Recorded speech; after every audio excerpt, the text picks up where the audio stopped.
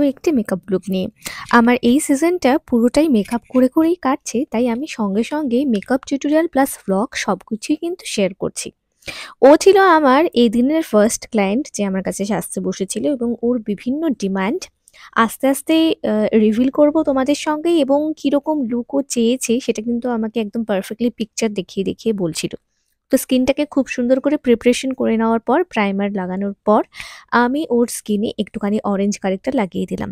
ক্যামেরাতে অতটা ভিজিবল নয়, বাট ওর স্কিনে অনেকগুলো ব্রন্সের দাগ ছিল যেগুলোকে আমার ঢাকতে হতো।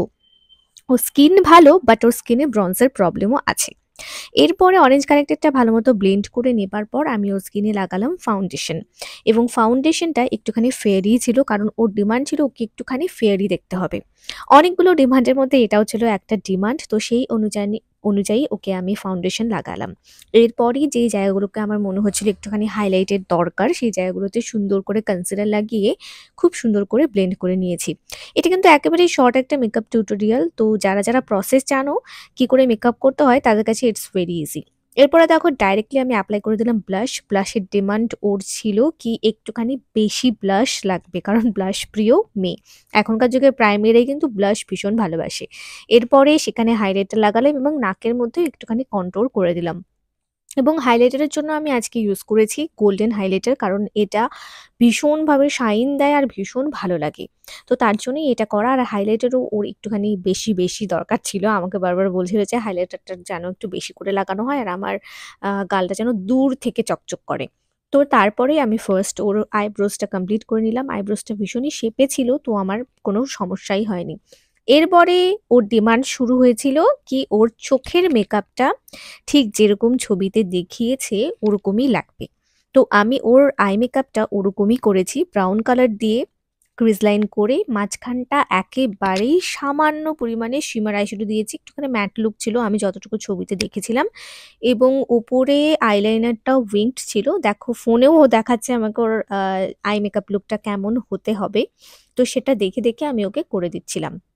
তো ব্রাউন কালার দিয়ে সম্পূর্ণ ক্রিজ লাইনটা ভালো মতো করে নেবার পর দেখো মাঝখানে একটুখানি আমি একটু শুধু শিমার আইশ্যাডো ইউজ করেছি, যেটা ক্যামেরাতে অতটাও ভিজিবল নয়। এবং এরপরে দেখো আইল্যাশ লাগিয়ে আমি উপরের দিকে তো এরপরে নিউড লিপস্টিক লাগানো। নিউড লিপস্টিকও ভীষণ পছন্দ করে। এর আগেও যখন আমার কাছে সেজেছে তখন নিউড, এইবারও নিউড। শুধু ড্রেসের কালারটা আগেরবার ছিল ব্ল্যাক। তোমরা যারা আমার পেজে অলরেডি দেখেছো ওর একটা লুক আমি কিন্তু অলরেডি করেছি। এটা আমার সেকেন্ড টাইম ছিল ওকে সাজানোর, আর ও আগের সাজ দেখেই আমাকে এবারও বুক করেছে।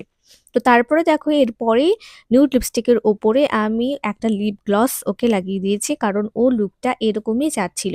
তো নর্মালি লিপ গ্লস কেউ লাগায় না, বাট ওর ডিমান্ডটা ছিল ঠিক এরকমই, যাদের একটুখানি সেলিব্রিটি টাইপের দেখতে লাগে। আর চোখের নিচেও একটুখানি মোটা করে আমি ওকে কাজল দিয়ে দিয়েছি, যাতে চোখটা বেশ টানা টানা বড় মনে হয়।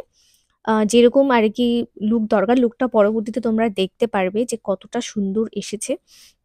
তো এই হচ্ছে দেখো ওর ফেস মেকআপ কমপ্লিট, এবং এরপর আমি ওর হেয়ার স্টাইল করেছিলাম একদম কার্ল করে, রোল করে। তো রোল করার পর এই হচ্ছে ওর ফাইনাল লুক, যেটার একটা ভিডিও আমি নিয়েছি। এবং আফটার ফ্লাওয়ার অ্যাপ্লাই, তখনও ফুল আসেনি, ফুল লাগানোর পরে আমি ওর লুকটা তোমাদেরকে আরেকবার দেখিয়ে দিচ্ছি। দেখো যে অলরেডি কতটা গর্জিয়াস লাগছে দেখতে। এবং ফুল আসার পর হেয়ার স্টাইলে একটু চেঞ্জ করা হয়, সঙ্গে এক্সটেনশনও লাগানো হয়েছিল হেয়ারে, যার জন্য এতটা হেভি লাগছে দেখতে। আর এই লুকটা দেখেও ও একদম ভীষণ খুশি হয়েছিল, কারণ বিকজ ওকে দেখতে একদম সেলিব্রিটির মতোই লাগছিল। তো এটা হচ্ছে ফুল অ্যান্ড ফাইনাল লুক। যদি ভালো লাগে লাইক